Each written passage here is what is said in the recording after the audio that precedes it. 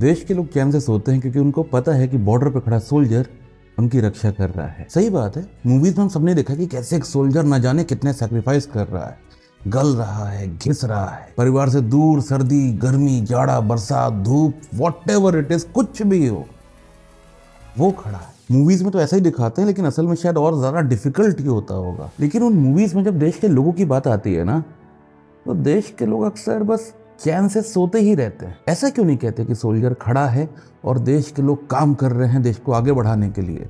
ऐसा क्यों नहीं कहते कि सोल्जर खड़ा है क्योंकि उसको पता है कि उसके देश के लोग अपने देश का नाम ऊंचा करने के लिए काम कर रहे हैं? ऐसा क्यों नहीं कहते कि सोल्जर खड़ा है और उसको भरोसा है कि उसके देश के लोग अपने देश को इतना स्ट्रांग बना रहे हैं कि कोई भी लड़ाई करने की हिम्मत ही ना करे?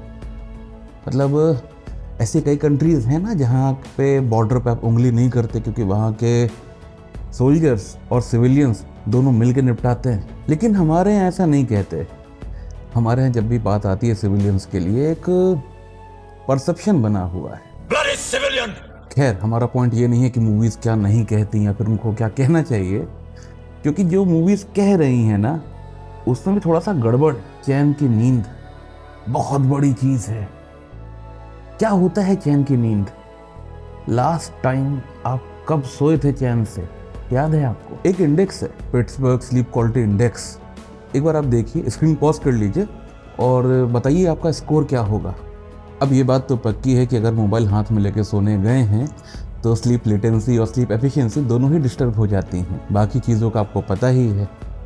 तो जो डायलॉग है ना कि वो देश के लोग चैन से सो रहे होंगे, ये भी ना फिट नहीं बैठता। कॉमन सेंस के लेवल पर जाके देखें तो जो इंसान रात में चैन से सो नहीं रहा है उसका दिन भी ऐसे ही होगा। मतलब वो दिन में भी जागा हुआ नहीं होगा, अपनी ही मदहोशी में बेहोश होगा। तो फिर ये सब चल क्या रहा है? मतलब ये जय जवान, जय किसान, जय विज्ञान, जय अनुसंधान।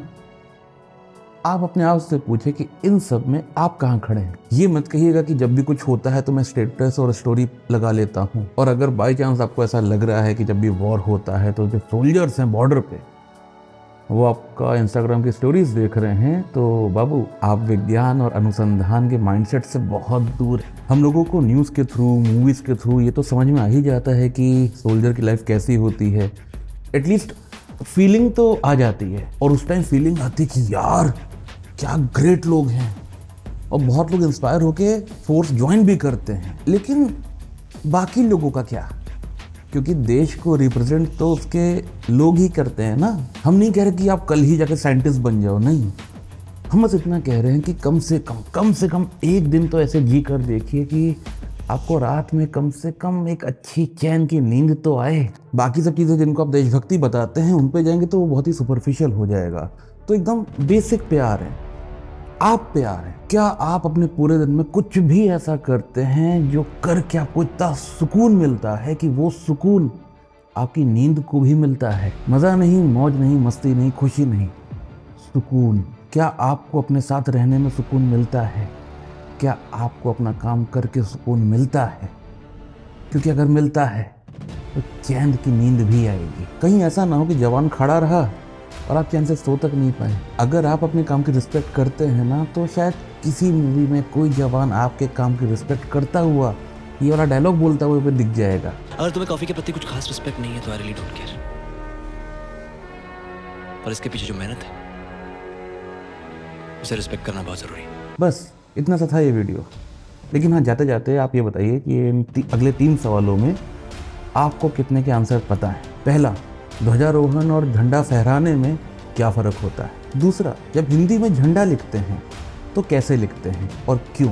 तीसरा और फाइनल क्वेश्चन, देश और राष्ट्र में क्या फ़र्क होता है? बताने के लिए कमेंट विंडो है, आप वहाँ पे जाकर बता सकते हैं। नहीं बताते हैं तो कोई दिक्कत नहीं है, लेकिन हाँ, चैन से सो के देखिएगा, बहुत अच्छा लगेगा।